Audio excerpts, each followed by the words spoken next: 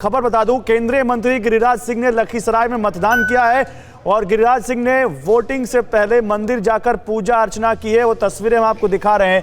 गिरिराज सिंह जो अक्सर अपने बयानों को लेकर सुर्खियों में रहते हैं, बिहार से ही आते हैं, केंद्रीय मंत्री हैं। लखीसराय में आज जब वो वोट डालने पहुंचे तो कुछ दिक्कत भी हुई उनको, क्योंकि उसमें ईवीएम में कुछ दिक्कत आ रही थी। लेकिन वोटिंग से पहले गिरिराज मंदिर पहुंचे, भगवान की शरण में प्रार्थना की, जरूर अपनी पार्टी के लिए प्रार्थना की होगी। क्या कहा उन्होंने, इसके बाद वो सुनवाते हैं। ये राजराजेश्वरी के रूप में तो ये मताधिकार का प्रयोग करने के लिए सबों को आना चाहिए। मैं जब भी होता है, चाहे अपने खुद चुनाव लड़ूं, तो यहाँ वोट डालने के बाद ही अपनी कंस्टिट्यूएंसी जाता हूँ। तो चलिए, मताधिकार का इस्तेमाल सबको करना चाहिए, बहुत अच्छी अपील है। हम भी करते हैं कि सब अपने घरों से निकले, अपने वोट का इस्तेमाल जरूर करें। मंदिर गए गिरिराज सिंह, ये उनका अपना अधिकार है। लेकिन रामकृपाल जी, फिर से वही चिराग पासवान और तेजस्वी वाली बात पर आते हैं। क्या नीतीश कुमार अपनी सबसे मुश्किल लड़ाई लड़ रहे हैं इस वक्त, क्योंकि एक एनडीए में कहीं ना कहीं कंफ्यूजन चिराग पासवान ने फैला दी है? निश्चित रूप से देखिए, ये नीतीश जी के लिए तो सबसे कठिन लड़ाई है ही। मैं एक और बात कर रहा हूं कि देखिए, चिराग पासवान का एक और बयान चल रहा, हालांकि उसको बहुत सीरियसली लोग अभी नहीं लेंगे। वो कह रहे हैं कि आने वाली सरकार जो होगी बीजेपी और एलजेपी की होगी। देखिए, बहुत उसमें मत जाइए गंभीरता से, लेकिन जैसा मैंने एक बात कहा, बीजेपी बिहार और बंगाल, ये तय जान लीजिए, कोई भी राष्ट्रीय पार्टी कभी किसी भी स्टेट को ऐसे नहीं छोड़ देती है कि नीतीश के लिए छोड़ देंगे या फलाना के। 2015 का याद रखिए, तो आज चाहे जो भी हो, बहुत खुल करके नहीं कह रहा हूं, 10 तारीख को जो नतीजे आएंगे, वो नतीजे क्या तय करेंगे कि कौन बिहार का चेहरा होगा, कौन नहीं होगा, ये तब तय होगा।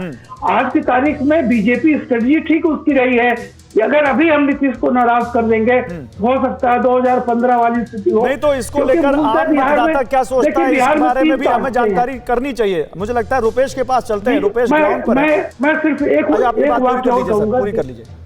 बिहार में देखिए, मूलतः 3 फांक हैं, जनता दल यूनाइटेड, आरजेडी और बीजेपी। इसमें से जो भी 2 गुठलियां मिल जाती हैं, वो करीब 35 से 40% हो जाती हैं और वो जीत जाती है। ठीक है। रही बात इस बार जैसा कि हर्षवर्धन ने भी कहा, चिराग पासवान फैक्टर क्या गुल खिलाता है, ये बहुत कुछ हद तक वो 10 तारीख को मैं यही सवाल लेके जा रहा हूं रुपेश के पास। सर, आता हूं अब आपके पास। रुपेश, यही सवाल है, एनडीए का जो वोटर होगा, क्योंकि सीटें बटी हुई हैं, कहीं पर जेडीयू के कैंडिडेट हैं, कहीं पर बीजेपी के कैंडिडेट हैं। बीजेपी के तो साथ खड़े चिराग पासवान, जेडीयू के खिलाफ है। तो एनडीए के वोटर का मन टटोला है क्या आपने? क्या वो भी कंफ्यूज है इसकी वजह से?